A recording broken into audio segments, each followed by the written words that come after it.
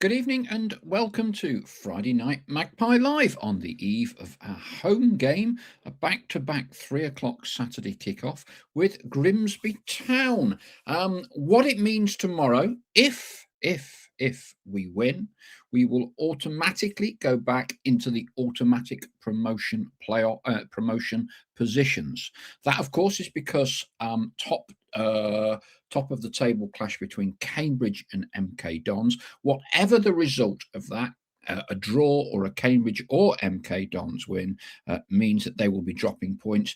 And if Notts can beat Grimsby, we will go back into the top three if any more incentive be needed. Latest team news as best we can piece it all together. If you are hoping for any of Alassania Jatta, Matty Palmer or Ollie Norburn to be involved tomorrow, suspect you are going to be rather disappointed. Martin Patterson in his weekly press conference on a Friday, not giving a great deal of encouragement that either of those or any of those three will be involved tomorrow, certainly in the starting 11. Martin spoke about it's the current group of players that have the baton and they will carry on running the relay for Notts County. What else have we got on the show tonight? If you want to come down and see me and Stell, the Magpie Circle crew, we will be in over the road from the doors open at 12:30. We'll be there about 1:45. Interviews, banter, team news, and a competition to win this James Belshaw shirt behind you. I found the plus signs. There we go. You can win that absolutely free. It's a James Belshaw Notts shirt. Free raffle if you come along. Draw for that will be made at 2:30. More the merrier. We'll be having the Cambridge MK Dons game on as well as I think there's a Premier League game on as well. So that is from 12:30 onwards over the road, which is underneath the Jimmy and the Cloughie mural opposite the Trent Navigation. If you want to come along and say hello and maybe win free of charge a James Belshaw shirt. All right. Welcome one and all to the show tonight. Thank you as always to our official partners, the Big Shed over the road and the Trent Navigation, along with JH Accountants. Thanks as always for their support in enabling us to bring these shows to you. Okay, let's get a few thoughts then before we dive in. Richard Elvian says, tough game tomorrow. We will need to be at our very best tactically and in our team selection. Afternoon all, says Stephen Newton, who was on posting his message at 2:08 this afternoon. Looking forward to tomorrow. Just hope it stops raining. Nigel Bosworth, evening everyone. Let's hope that we can get the 3 points. Royston says, evening all. I had to laugh listening to Martin's press conference today when he told Jody to smile. Martin Blaney, evening Paul, coming to the game tomorrow with my son Alex. He's a Stags fan, hopefully for another good home performance and 3 points. Greza Maxwell, 3 things that are guaranteed in life, says Greza: taxes, death, and when Notts play Grimsby, there's always goals. Cue goalless draw tomorrow. Ian Cooksey, Martin sounded very relaxed in his interview. If his manner is spreading to the players, we are in a good place.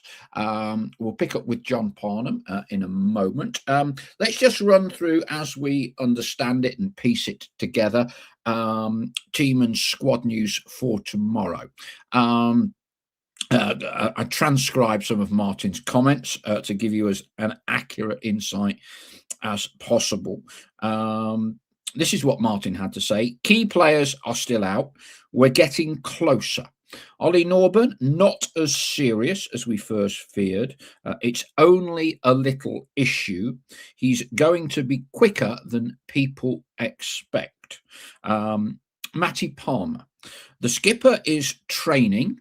very soon it will be in my hands. By that he means Matty will be declared fit and available for availability for selection. AJ, Alessandro Jatta, is getting closer by the day. Then I thought in the most revealing point that Martin made, it's a big picture time. The players playing have got the baton and they have got to carry on doing their jobs while we get people back and able to perform to their best. So for me, trying to read the tea leaves, I'm if Martin is being honest, he always tells us he's being very honest. Not sure any of those three will be involved tomorrow. As such, I guess that means that we then start playing a guessing game as to who's going to be playing and where. Ollie Norman, of course, started last week before he had to go off at about on 25 minutes. So there's clearly a place up for grabs, centre midfield alongside, we would expect, Scott Robertson. Thoughts on that? I think potentially you could look at Tom Iapenda dropping a bit deeper, frees up one of the number 10 slots then, doesn't it? And I guess then we start talking about whether you start Matty Dennis in one of those 10 slots. He didn't do that last week. Clearly, you would be expecting Lee Unlove to play in the 9 role again. 2 goals, 1 or 2 assists, depending how you compute those statistics. You would imagine Lee would be the focal point up top. Does it mean then if Iapenda, for instance, was to drop back, that it frees up a 10 role for Matty Dennis? Your thoughts and views, what would you like to see us do? This is, of course, assuming not stick to their tried and trusted formation. They seldom change from it. Harold has played in that role as a centre midfielder. He did it for a half, didn't he, at Shrewsbury?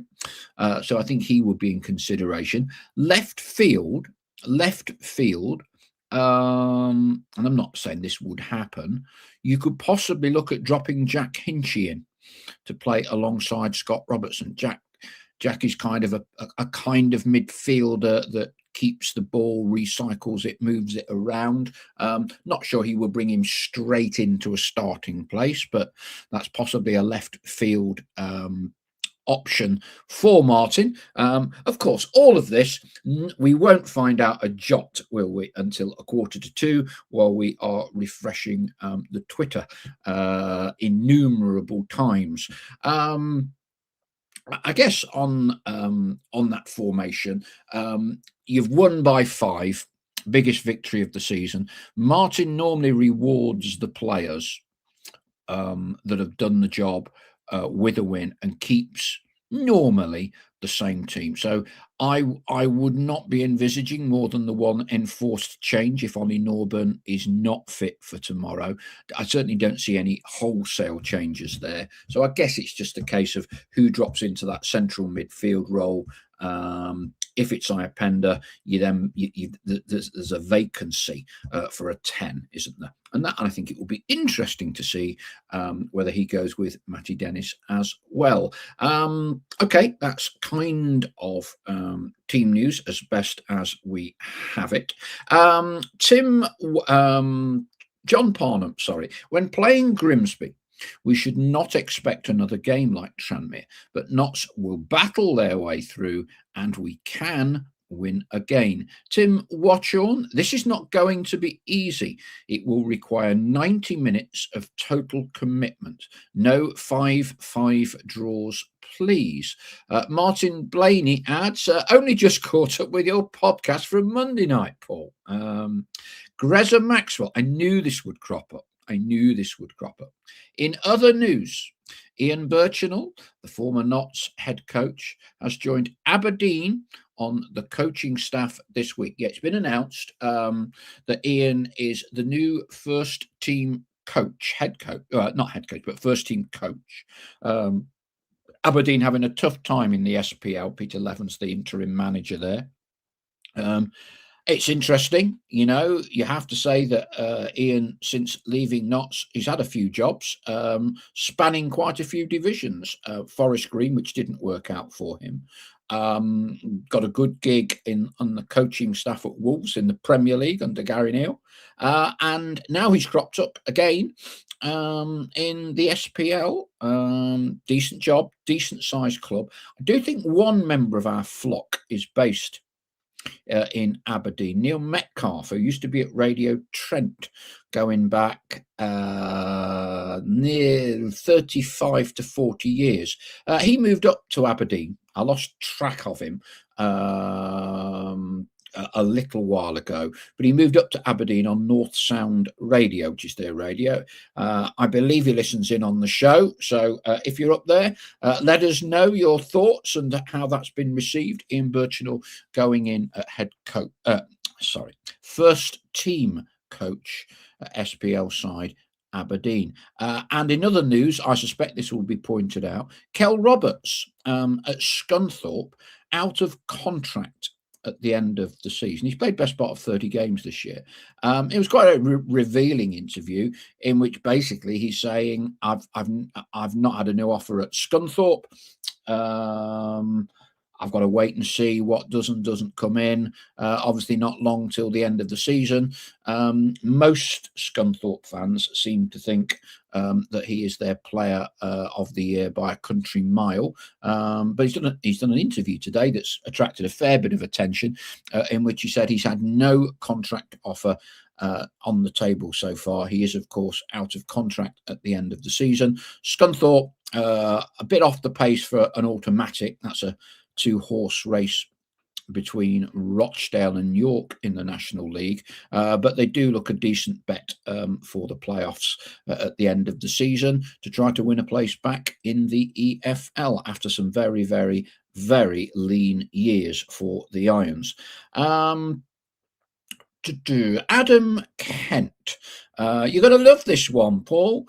Latest fan theory is that Jatta isn't injured but has fallen out with the club due to them refusing an offer from Bolton, and he's gone home to Gambia. Yeah, I saw some lunatic. Someone else pointed this out to me on Facebook. Clearly been on the happy water this afternoon or whatever. He's in England. Don't worry. He nowhere else. He's working hard to get back full fitness as quickly as possible. Martin Shipley, evening all. I sense a 3-0 win coming on. Adam Kent, I read that as well. But please do not believe what you read, what you see on Facebook or Twitter. Just work on the basis that 99% of it is complete and utter rubbish. Greta Maxwell, I can't be too negative here because I'm on a yellow card off Mr. Mace. so all the best to Ian and Aberdeen. Yeah, look, I think if we could, if ever you needed an agent to represent yourself in football, whoever Ian Birchinall has would have to be on a shortlist, wouldn't he? He's pulled out a few jobs for Ian. He did pretty well, I have to say. Senga Schmidt. Paul, I was playing golf with my mate today. I was as well, with another member of the flock, Tony Henson at Coxmoor. Did 9 holes before the rain forced us off the course. His grandson, who's Joe Gray, who was a winger for York, he said, watch the highlights against Scunthorpe. I did. We have got to buy Josh Stones. Take a look. Greta Maxwell. I watch the National League and follow through the ties of Stuart Maynard. York are playing some really good football at the moment. I'm not even going to read any more out of this, Adam. Yeah, as I said to you, this geezer's obviously on the happy water. Yeah, don't believe a word. Rosemary Mann's evening, everyone. Let's hope for a good win at home to Grimsby. I predict a 3-1. John Parnham, my second team is York City, and they are playing a blinder. It's remarkable. I mean, it is a little bit reminiscent of Notts and Wrexham going toe to toe, both teams winning all the time and forging a long, long way ahead. And unfortunately, one of those two teams is going to have to then raise themselves again to go through the playoffs, which can be an absolute nightmare. As we found out, goodness only knows how we beat Boreham Wood and Chesterfield back to back with those performances or the way the games panned out, but we got through. Back to Notts, says John Parnham. Hopefully, Undlove is going to start again. Debbie Caton, I loved Tom Iapenda's interview, hoping he will be able to join us for good. Great young player, my player of half the season so far. As long as Undlove is up front again, says Rosemary Mans, I don't care. Hello from Karen Knight. John Parnham, I will be making my way to Walsall next Saturday. That's the following week, yeah. I'm going direct from Nuneaton and not using the supporters coach. It's a straight line from Nuneaton to Walsall by train. Enjoy your train trip, Mr. Parnham. Robert Minister, good morning in Australia, evening in the UK. Looking forward to Grimsby at home tomorrow. Also had to laugh when Adam tried to pivot to Martin about his time on loan with Grimsby. Straight back, Martin, better defence. Yeah, they are better than Jeffrey Boycott. Yeah, it is quite interesting when we listen to the sparring that goes on between Martin Patterson and Adam Hassel. And Adam, dutifully being diligent and doing all his research, comes up with some, quite, different lines of questioning. You kind of know before Adam's finished asking the question that it's gonna just be blanked in a politish Darth Vader death stare sort of way that Martin has with questions that he's listening to them, but he knows he's going to tell you, don't go there, Adam. And so Adam asked him about his time at Grimsby when Martin was a young kid at Stoke, and it got shut down pretty quickly. I was interested to hear, though, that it was Alan Buckley, sadly no longer with us, who was the manager of Grimsby when he took Martin from Stoke to Grimsby on loan. Alan Buckley, for those of you of a certain vintage, was a Nottingham lad. I think he came from Chilwell. There's bound to be someone from the flock that went to school with him. He started off at Forest as a kid. And then had a decent. He was a real poacher, proven goal scorer. Had a decent playing career, and then had 2 or 3 spells as manager at Grimsby and got them into the Championship. Did really well. Yeah, so that's a Nottingham-born player. Another link between, if you like, Nottingham and Grimsby. Kay says, I wonder why no interview with Harold. Would like to hear from him. Andy Easom is still waiting for an update of some sort on Jaden Luca.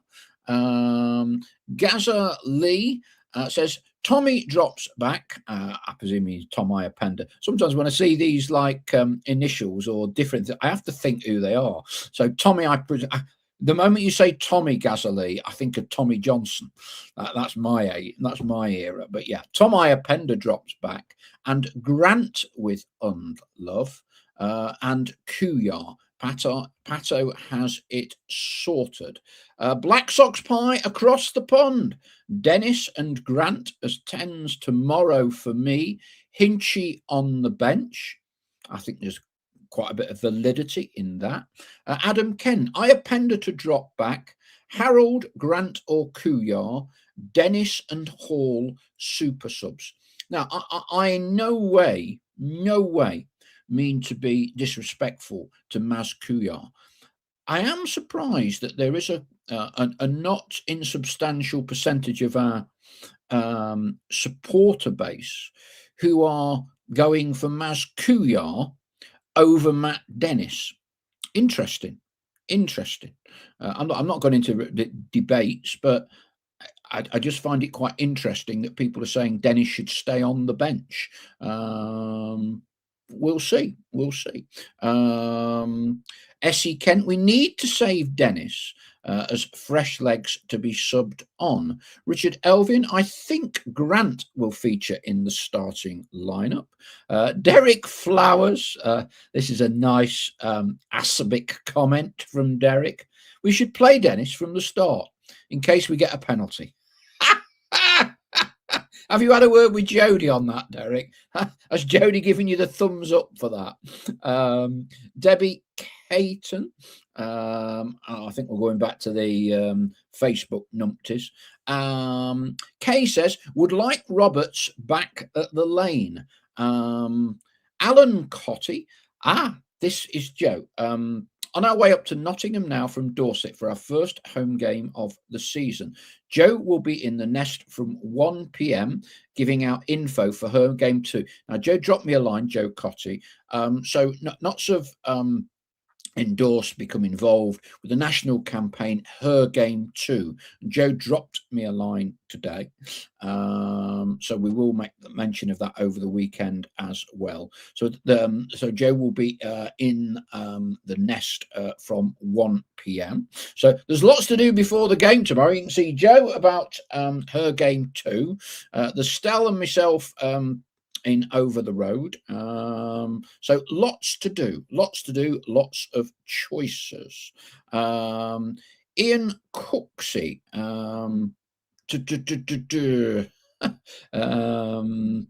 Ian Cooksey claiming he's overheard a conversation at Baseford from Kel Roberts from several years ago. Ian Cooksey points out that the head-to-head with York and Rochdale is the last game of the regular season of the National League. Crikey, that would be some game, wouldn't it? That if there's something on it. JJ Aviation, evening, Paul. Just tuned in. It's 3 points tomorrow, please. A draw is unacceptable this time of season. Ian Cooksey, Paul, you were spot on about games being moved for TV. Harrogate, yeah. I wasn't sure that would be on, but anyway, it is.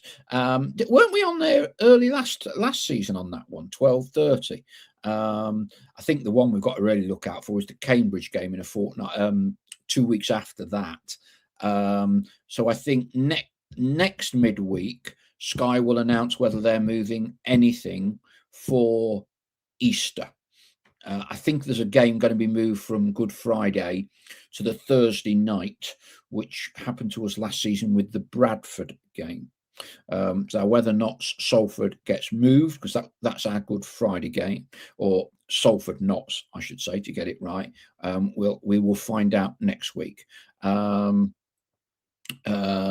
John Parnham, I think that Martin's strategy is answering a question without answering the question. Look, indeed, I don't want to go party politics time, but if you were watching the level of debate and the questioning at was it Denton and Gorton by-election, crikey, you're not wrong. No question gets answered by any politician these days, does it?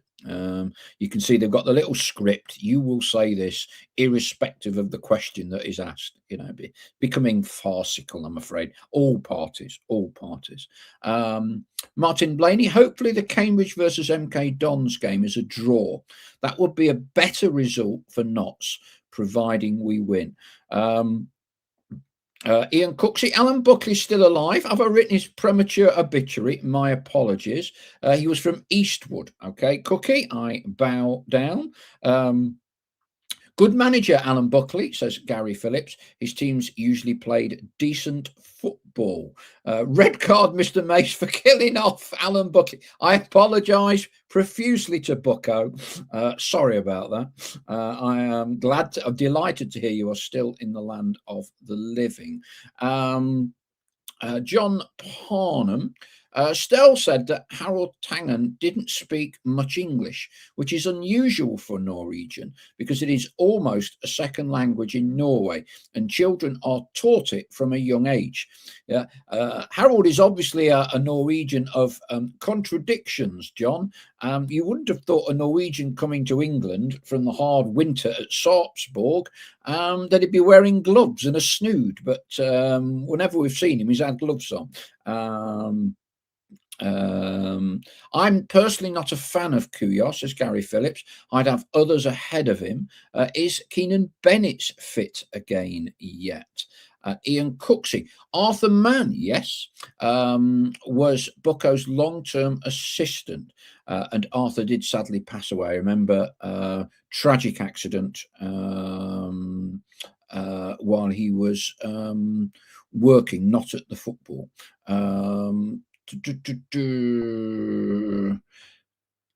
David Amy. Alan and his brother, along with Tony Woodcock, played for Newthorpe Baptist in their youth. I knew people listening in would have some sort of direct relationship, went to school with him, knew them. Newthorpe Baptist. Now there must have been a team in its pomp. Dale Pikey. Harrogate was a 1 o'clock last season because of a flower show in Harrogate. Spot on, Dale. That's right. It wasn't on the telly, but we had the early kickoff. There was some big national flower horticultural event at the Harrogate Showground, which is kind of over the road or very close to Harrogate's ground. And the police would not allow Harrogate to kick off at 3 because of traffic issues. I remember that's it. Spot on, Dale. Spot on.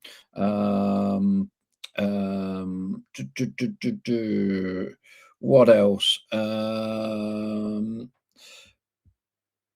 Rachie Bell. Looking forward to the match tomorrow. First home game of the season for me. Hoping the M5 northbound is kind to us. Have picked up some Easter eggs to drop off in the club shop for the players' QMC visit. That's a very nice thing to do, Rachie Bell, and I'm sure players will be grateful for getting them Easter eggs to present to the youngsters at QMC over the Easter period. Colin Metcalf, personal opinion, I wouldn't consider having Kel Roberts back. I've been saying for a while that Notts will soon need to seriously look at how many injury-prone players we carry who will only play for half a season. Debbie Caton, we have Norwegians at my place of work and they speak better English than anyone there. Not saying this for a minute with Harold, but some footballers from foreign shores are known to kind of say we don't understand the language to get themselves out of doing interviews. When Maurizio Pochettino came over, Argentinian, he was manager at where was he? Was he Southampton? And his English was fine to all the players on the training ground all week. On a Saturday, he didn't do interviews because his English wasn't good enough. So sometimes there can be a strategic reason for it. No idea regards Harold, long as he does his talking on the pitch. Bud Chatwin, and was nice to see the reserve side playing a full game in the week. Yeah, they played at was it Oxford? Steve Buckley, says Andy Easom, the ex-Rams left back, is Alan Buckley's brother. John Parnham, I watched a training video with Notts that involved Harold, who shouted inbrood, which I think means pass it. Since going to Norway, I have a modicum of Norwegian myself. Debbie Caton, yes, finished 2-2 draw. Good to see. I like Kuya, says Rosemary Mans. Andy Easom, I guess we're lucky the Walsall kickoff hasn't been moved as it's Crufts at the NEC. jokes Andy Esom. It is a little way, NEC. I wonder if Solihull Moors have had to move, however, Andy, in the National League with Crufts at the NEC, because that is very close by. Michael Fido, Steve Buckley, yes, Bucko's brother, played for Derby. I played against them both in my school days. Derek Flowers, Rachie Bell, where in Dorset are you? We're in Weymouth in September. There we are. It could be a displaced Magpie Circle flock reunion going on then. Keep the messages coming. I've tried to keep up to date and up to speed with you all so far this evening. Some interesting points from Martin today in the presser that Adam was able to tease out for himself. You could see Adam was going down a line of trying to understand a bit more about Pato's character, personality, that kind of thing, rather than boring 3, 4, 1, 2, this, that, and all the other. And Martin, he didn't give a lot away, but he said, I am myself. What I say are my own opinions, and I present myself how I want to be. These players we have here have to have personality. We don't want robots. When we're on the grass, everybody works. There's a bit of relaxation on the other side, though. I leave the players alone off the pitch. It's their time to be mates and whatever. If you get the culture of the group right, regardless of then who comes in, they almost always fall in line, which I thought was quite interesting. You know, we clearly, since the brothers came in, there's been a heavy focus on data, metrics, algorithms that the brothers use to recruit players, but that's only a part of it. That's only a part of it. And I think Martin Patterson comes from a slightly different side of the fence in his job as head coach, because he's understanding mentality of his players, and he's creating that team ethic, bonding, call it what you will, to get all the players moving forward in the same way, and a communal team spirit. And I guess it was clear to see a little bit of frustration between two of the players over the penalty incident last week, when designated penalty taker Jody Jones lost out to Matty Dennis. Matty Dennis took it and scored. It was 4-0, so it was never going to be a pivotal game-changing moment. The two of them didn't seem too happy about it, or Jody didn't. But Martin was very keen to nip that in the bud after the game. Said, kissed and made up, on we go. And I think one of the real strengths of Martin as a head coach this season is that community spirit that the players undoubtedly have, collectively ready to run through brick walls. And I think that's one of the reasons, potentially, we're in a better place to last the course in the Football League, because in each of the first 2 seasons in the EFL since our return from the National League, we have tapered away, unquestionably tapered away, and kind of disintegrated almost towards the end of the season. I don't think anyone sees that happening this year. Not to say it can't, but I think a lot of that is down, not so much to recruitment. A lot of that is down to Martin's management of people management skills. Right, we've got a lot more messages coming in, delighted to say. Let's read a few more of those out. Gary Phillips says Knott's academy coach spent a few years at Bodo Glimp, so he may know some Norwegian. Is that right, Gary? I didn't know that. Bodo Glimp, their manager, is quite a character, resisted all sorts of offers elsewhere to stay with Bodo Glimt. They knocked out Inter Milan over 2 legs, won both games. Is it last 16 of the Champions League they're in now? I'll be interested to see whether he can, if he's still going to stay at Bodo Glimt after the summer. Remarkable what he's done there. Absolutely remarkable. Rachie Bell says we're in North Bristol, just on the edge of the beautiful Cotswolds. Forest Green, Cheltenham country there for you, Rachie Bell. But I am originally a Bulwell girl. There you go. There you go. Alderman Derbyshire School, anyone? Bulwell? AD Bulwell's a very good Sunday League team for many years that I used to come up against. I was about 17 at the time. We always lost. Kay says, wonder what the attendance will be tomorrow. Not saying could be the highest of the season. 12 and a half. Yeah, I'm tasking Cookie or Gary Lee. What's that? What's our biggest attendance of the season? I don't think we'll get less than 12 and a half tomorrow. I wonder if we might push 13. Wonder if we might push 13. But Chatwin, I'd love to start again Saturday. Think he looked impressive and gave us something different. Greza Maxwell, Grimsby bringing 2,000. We capped it at that. They couldn't have any more, so 2,000. Full allocation sold for them. I'd say between an 11 and 12 in attendance. I think it might be a few more, Greza. I think it might be a few more. Last game we've won by 5. It's still as wet, but it is milder now, isn't it? It's milder. I think we could nudge 13. Essie Kent, Unlove is a nuisance to their defence and enjoys it. I really think he'll be a key part to our promotion. Alan Cotty, just explaining to Derek, they're in Dorchester.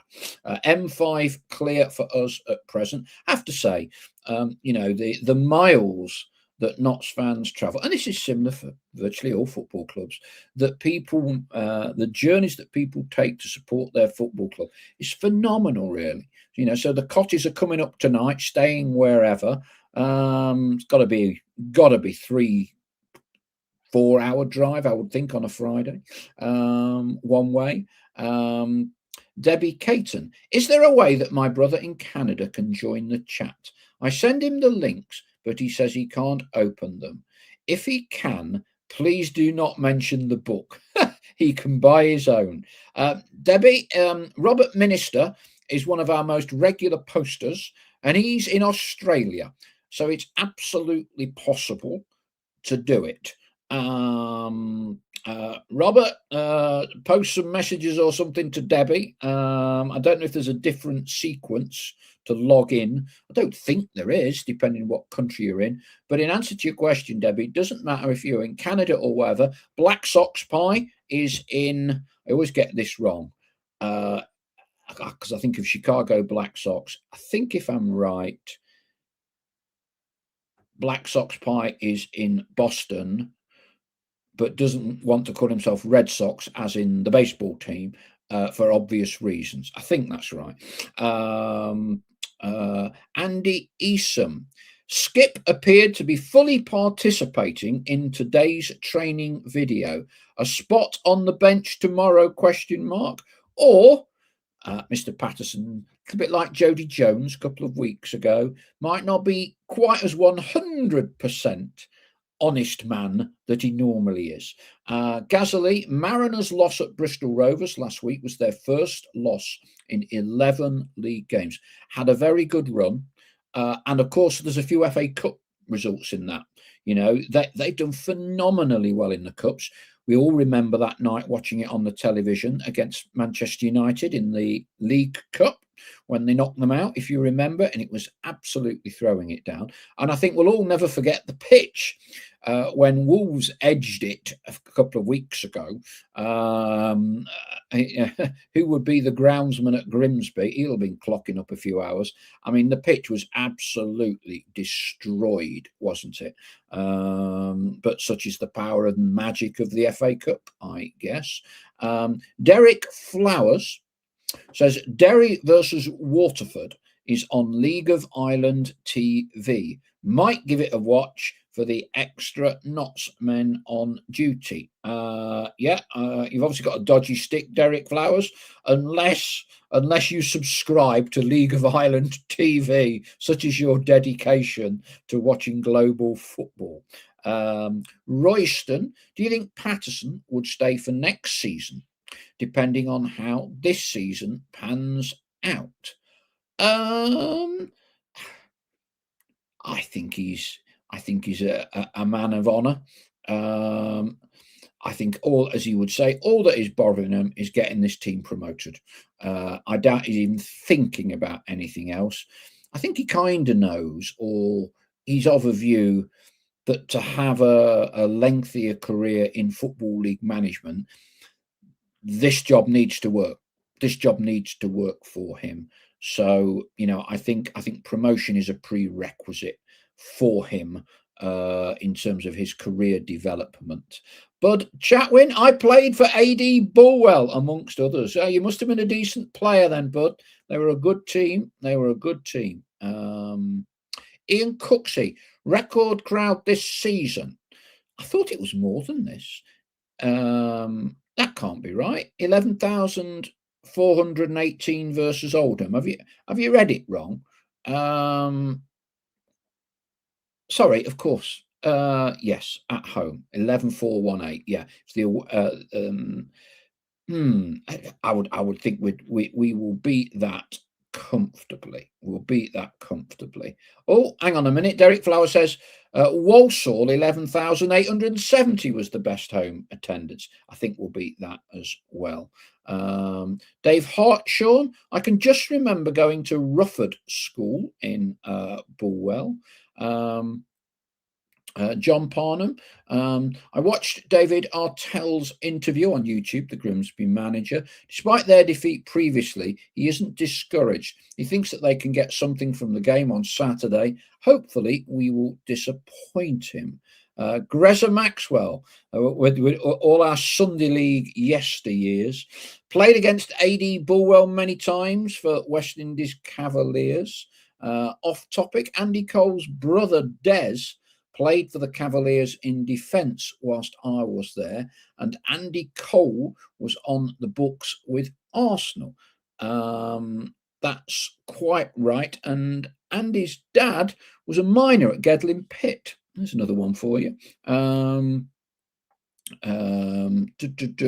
Cooksey, apologies, missed that one. Reckon both of the next two games will beat that. I think we'll beat 11,000 crowds regularly between now and the end of the season. Bit of momentum. I think we'll be getting over 12 every game, if I'm honest with you. Yes, it's a 4-hour drive up from Dorchester, says Alan Cotty. We're staying with friends who are also Notts supporters.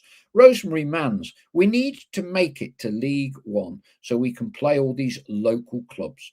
Just think of the attendance figures, as my hairdresser pointed out. Brackets, he used to play, for Rotherham. Well, that's an interesting career transition, isn't it? Footballer to hairdresser. Can't think too many people have done that. Andy Esom, with those over the river playing Midtjylland in the next round, Radio Nottingham Sport might be tapping into Harold's knowledge of the Norwegian League side. Already played them, haven't they, in the qualifying stages?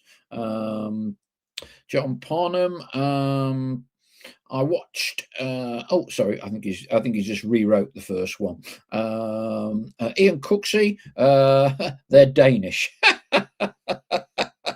They're all Scandinavian, Cookie. They're all Scandinavian.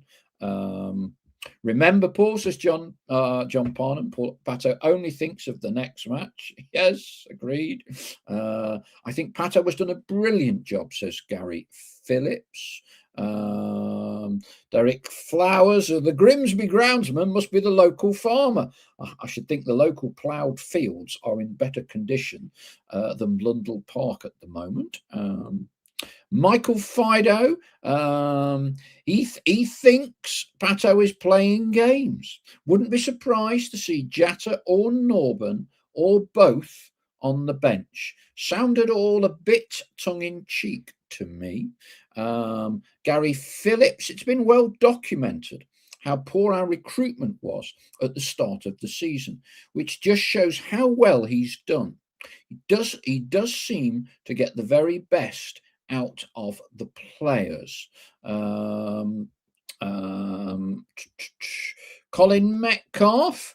I think this is advice for Debbie's brother. If you use a VPN and connect to a UK server, you will get the UK version of YouTube and will be able to connect from any country. Adam Kent. I remember when we used to be able to buy a match day program. Um, yeah, those days are long gone, Adam. I know there's a great loyalty for programs. I think ultimately it's a bit like newspapers. The problem was people stopped buying them. Given you can look at everything you need on your phone, laptop, whatever, they were it was dying out fairly rapidly, and it just didn't make economic sense. Some clubs still do them. Some clubs still do them. But I'm trying to remember when I not stopped doing it. It's several years ago now.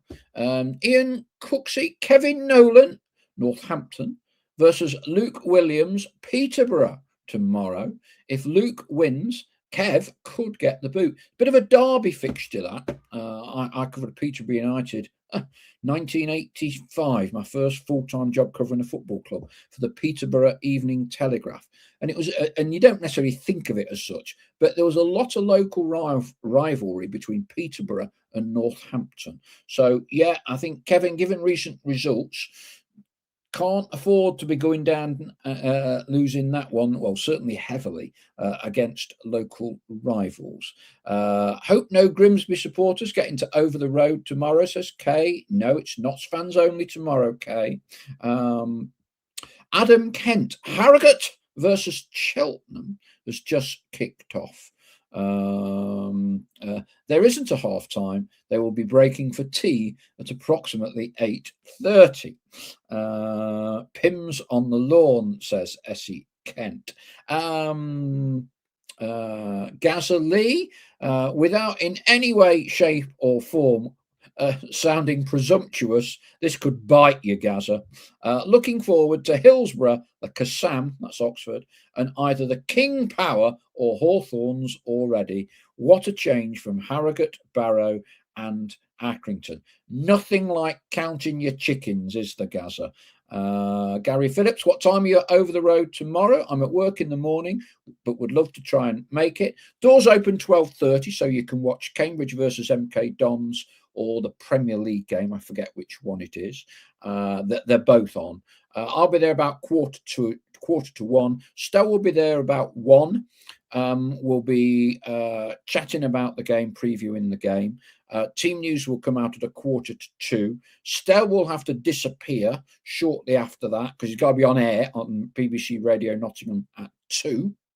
I'll be there till 2:30. Everyone that comes in, you get, I think those of you who've been before will know the drill by now. You get a free raffle ticket, and there is a completely free draw. One person will win the James Belshaw shirt. There comes the thumbs up again. It's a little thumbs up near my head. I can't do any of the others. Wayne Wilkins, key member of the flock, he sent me the instructions of how to get them and get the balloons like I used to be able to do them. Can't get them. Anyway, I digress. I don't know about digressing. We're coming up to 50 minutes. We've done 5 minutes extra time. Like you say, there's some football on the telly tonight, so I'll retire and adjourn to that. Thank you, one and all, to the Cotties who are hot-footing it up the M, whatever it is. Hope you arrive in Nottingham safely in the not-too-distant future. Look forward to seeing as many of you as possible in Over the Road before kick-off. We'll be doing a vlog from the game. I'll be back on Sunday morning from 10 o'clock. Oh, before I forget, went along to Tony Cuthbert's funeral. Long-term not secretary, did nearly 20 years at the club in 2/3 spells he had. Fantastic turnout at the Trent Valley Crematorium. I think that was, I've lost track of all time this week, Wednesday. So went along. A lot of former Notts players were there. Kevin Bartlett was there. Richard Dryden was there. Good to see Gary Birtles there as well. Members of the Pavis family were in attendance. They were one of several owners that Tony Cuthbert loyally served as club secretary. Best part of 200 people, mourners at the crematorium. I didn't then go on to the wake, but it was held at Ilkeston Town, where Tony was a quality player in his day and a manager. And I thought it was a really nice service. Actually, sadly, I've done an awful lot of funerals in my time, and it was one of the best services. And there were two lovely, Liam O'Boyle, the club chaplain, took it. There were two lovely tributes from Tony's sons. But I thought what was really special was Robert Lindsay, who many of you would remember from Citizen Smith originally, and more recently My Family, and appeared on stage. Very accomplished actor. He grew up in Ilkeston, and he was an Ilkeston Town fan, and he remembered watching Tony play for Ilkeston, and he recorded an audio tribute, which was fantastic. Absolutely fantastic. Spoke really well about Tony and his love for Ilkeston. It was very, very moving, and I thought it was very good. Tony was a great servant to Notts, nearly 20 years, and it was lovely to see so many former Notts players, executives, and officials in attendance. Excellent. Rosemary Mans, tacking quite quickly, changing subject. My hairdresser is a talented guy and a very good hairdresser too. Good session, Paul, says Gazali. Thank you from Essie Kent. Thanks, Paul, says Kay. As we close the curtain on tonight. Ian Cooksey, excellent show, Paul. Everybody enjoy tomorrow. Tony Cuthbert, RIP. On that note, we shall finish the show tonight. Look forward to seeing you, hopefully, in Over the Road at the game tomorrow. Got a vlog, got the show on Sunday supplement on Sunday. Mark Stallard will be back for the professionals view on Monday. Thank you to our official partners, as always, the Big Shed, Over the Road and Trent Navigation, and of course to JH Accountants. Thank you one and all. Look forward to seeing you very, very soon. And here's fingers crossed to 3 points.